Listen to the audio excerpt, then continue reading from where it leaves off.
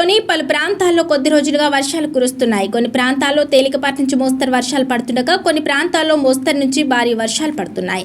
అయితే తాజాగా తెలంగాణకు వాతావరణ శాఖ బిగ్ రెయిన్ అలర్ట్ జారీ చేసింది. రాబోయే 3 రోజులు రాష్ట్రంలోని పలు జిల్లాల్లో భారీ వర్షాలు కురిసే అవకాశం ఉందని ప్రజలు అప్రమత్తంగా ఉండాలని హెచ్చరికలు జారీ చేసింది. రుతుపవన ద్రోణి ప్రస్తుతం శ్రీ గంగానగర్, రోహ్తక్, షాజహాన్పూర్, బస్తీ, ముజఫర్పూర్ మీదుగా అక్కడి నుండి తూర్పు ఆగ్నేయ దిశగా మణిపూర్ వైపుగా విస్తరించి ఉంది. సగటు సముద్ర మట్టానికి 1.5 నుండి 3.1 కిలోమీటర్ల ఎత్తులో తెలంగాణ నుండి కర్ణాటక తీరానికి ఆనుకొని ఉన్న తూర్పు మధ్య అరేబియా సముద్రం వరకు ఉన్న ద్రోణి బలహీనపడింది.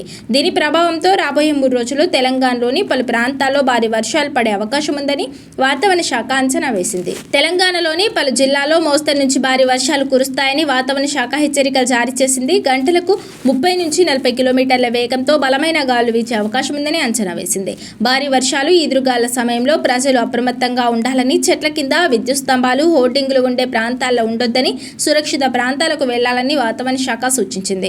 ఇదిలా ఉంటే ఎల్నినో ప్రభావం కారణంగా రాష్ట్రంలోని చాలా ప్రాంతాల్లో ఆశించిన స్థాయిలో వర్షపాతం నమోదు కాలేదు. దీంతో రైతులు సాగు పనుల్లో పూర్తి స్థాయిలో నిమగ్నం కాలేకపోతున్నారు.